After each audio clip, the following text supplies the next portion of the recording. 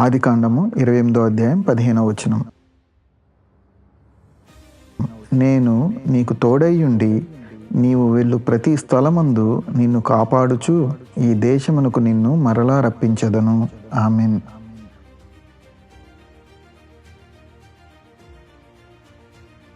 Genesis chapter 28 verse 15.